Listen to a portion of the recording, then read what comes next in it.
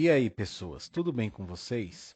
Hoje a gente vai falar sobre as contradições e desmistificar alguns conceitos que a gente tanto ouve por aí numa relação de capitalismo e meio ambiente, capitalismo e natureza, como consumo consciente e desenvolvimento sustentável.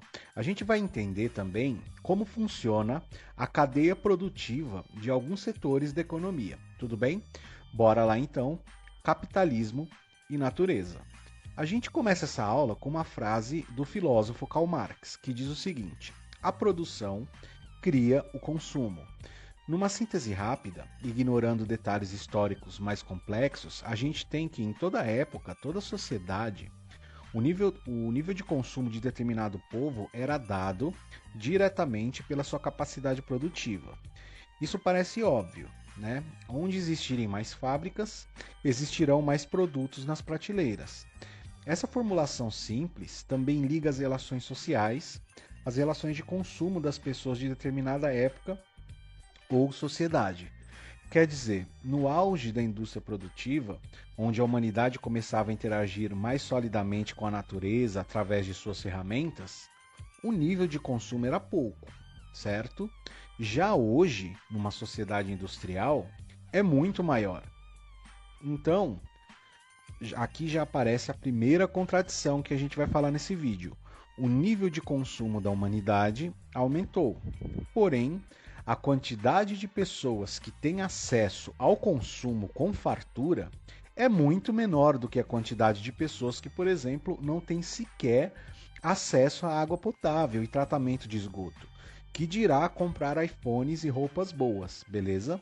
Bom, é necessário, antes de desenvolver qualquer crítica sobre o modo de produção capitalista, entender como ele funciona. Para isso, a gente começa falando dos setores da economia capitalista, tá bom? Então a gente tem basicamente três setores na economia. O primeiro setor é responsável pela extração e retirada de matérias-primas, recursos naturais, certo? É o chamado setor extrativista. Então fazem parte desse setor o agronegócio, envolvendo aí fazendas gigantescas de plantações e criação de gado, a mineração, que é a retirada de minérios e minerais como ferro, cobre, ouro, prata, manganês e por aí vai, beleza? E aqui é importantíssimo a gente falar sobre os danos que cada uma dessas atividades do setor primário causa no meio ambiente e nas pessoas, tá? Primeiro a gente fala do agronegócio. O primeiro grande problema do agronegócio é que vamos chamar de monocultura de commodities para exportação. E o que é isso?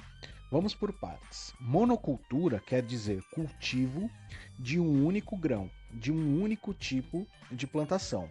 Então, como você vê nessas imagens, né, são milhares de hectares de plantação só de soja, de cana-de-açúcar, de milho, de laranja. É importante notar que esse tipo de atividade prejudica o solo, porque olha só, você tem o mesmo tipo de semente sendo plantada, o mesmo tipo de veneno sendo depositado no solo numa grande quantidade de tempo. Vai chegar um momento em que a terra vai se desgastar de tal maneira e vai ficar pobre de tal maneira que vai acabar seus nutrientes. E isso nos chama a atenção para um problema gravíssimo, ou seja, o uso de substâncias químicas para suprir a pobreza de nutrientes do solo. Porque, como eu disse, chega um momento em que a terra fica desgastada e não tem a quantidade de nutrientes necessários para fazer com que a semente que foi ali plantada desenvolva de forma natural. E o que fazem quando isso acontece? Espalham substâncias químicas para substituir o que o solo deixou de produzir.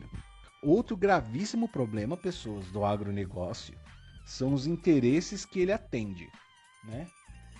Antes da gente continuar falando de Brasil, eu vou deixar vocês verem como que funciona a linha de produção de frango e de pintinhos na China. Muito parecido com o que a gente tem aqui no Brasil, tá? Para vocês verem como funciona o mercado de consumo em massa, tanto na China quanto no Brasil.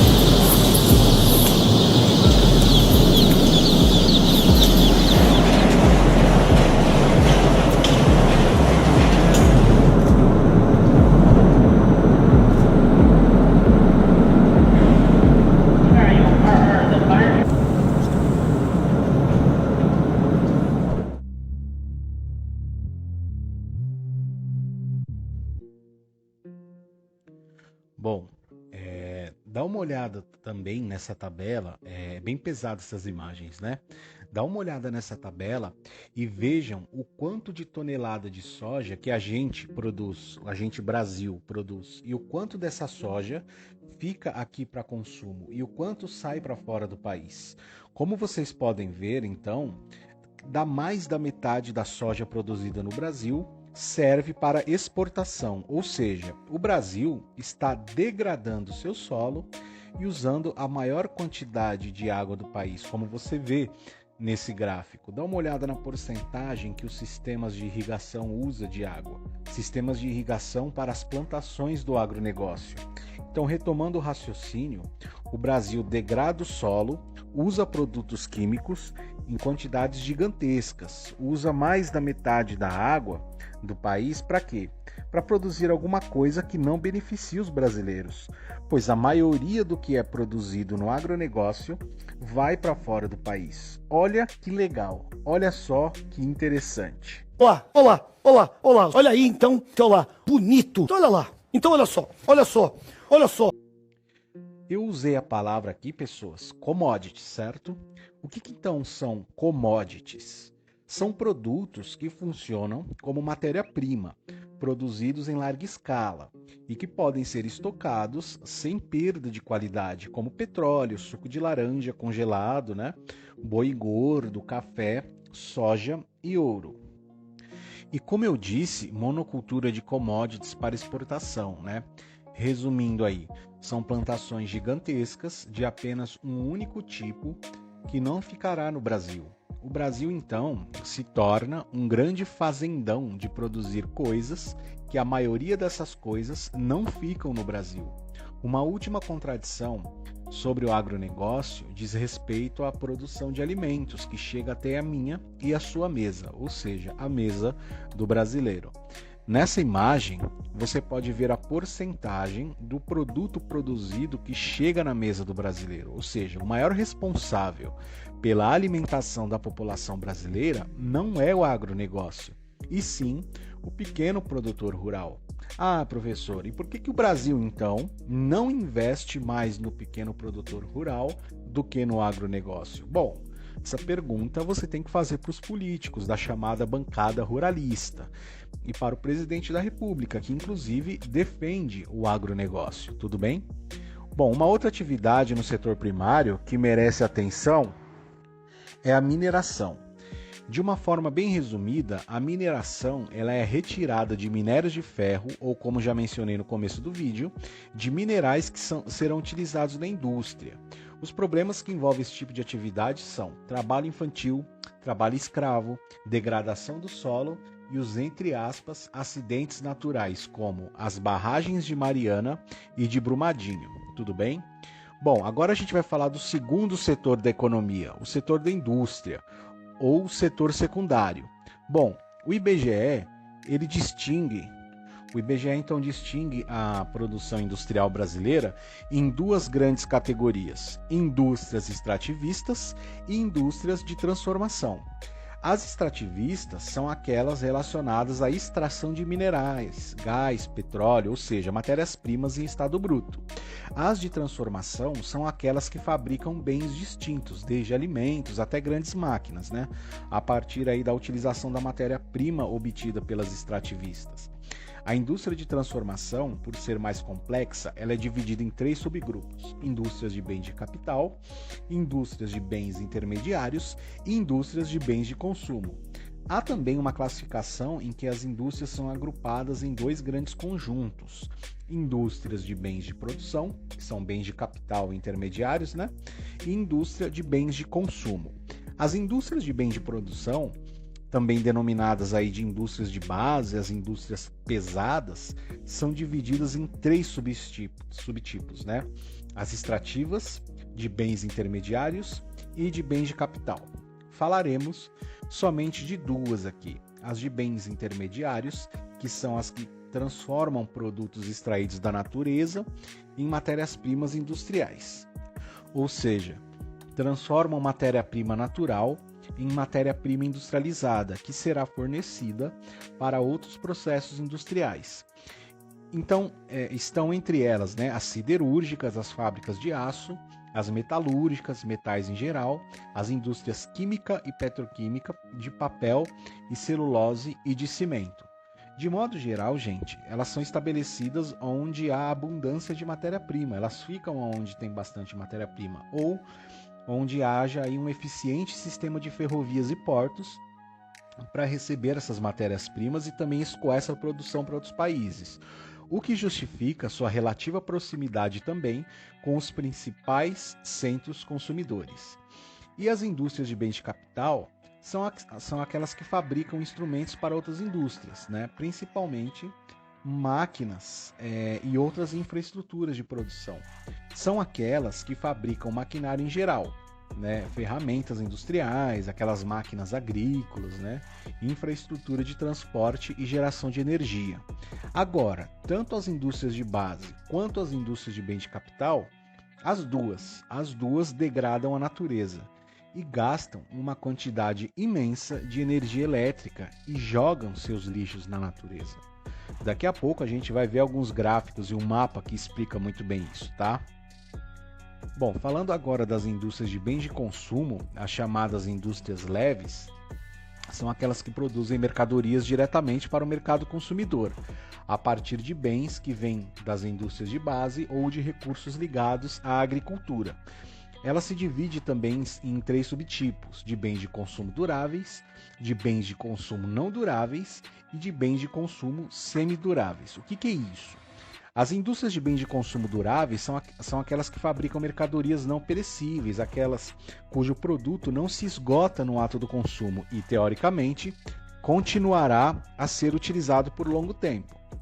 A gente pode citar como exemplo dos produtos dessas empresas, dessas indústrias, os carros, os eletrodomésticos, como geladeiras, máquina de lavar, roupa, né, micro-ondas, celular, notebook, beleza? As indústrias de bens de consumo não duráveis são as que produzem mercadorias de primeira necessidade e de consumo generalizado, cujo produto se esgota no momento do consumo. Então são exemplos aí dessas indústrias, são as que fabricam alimentos, remédios, higiene, cosméticos, beleza? E por último, a gente tem as indústrias de bens de consumo semiduráveis, que são aquelas que têm bens que apresentam uma vida útil relativamente curta, apesar de não se esgotarem no ato do consumo, tá? Por exemplo, indústria da moda, roupas e calçados, beleza? Agora vamos aos dados da realidade que mostram a crueldade dessas indústrias. Primeiro, aqui nesse gráfico em formato de pizza, a gente vê a quantidade de plástico produzido no mundo e o quanto é descartado. Eu disse isso mesmo, descartado. E é descartado aonde? Nos oceanos, né? Aqui você vê o crescimento da população, da produção global de plástico no mundo, tá? E aqui o mapa da concentração de plástico nos oceanos.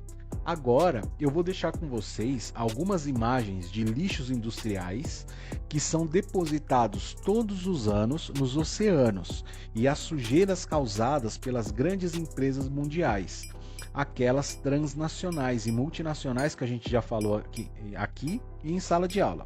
Tudo bem? Dá uma olhada nessas imagens.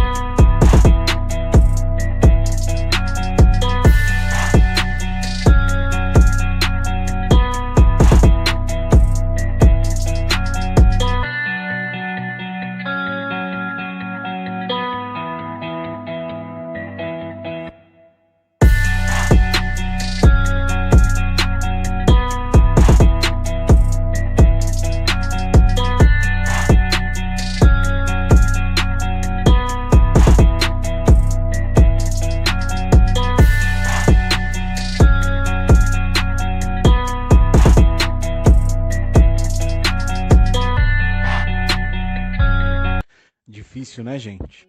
Agora, cabe algumas palavras sobre isso. Esse plástico todo que a gente viu, que está nos oceanos, fomos eu e você que colocamos lá? Não.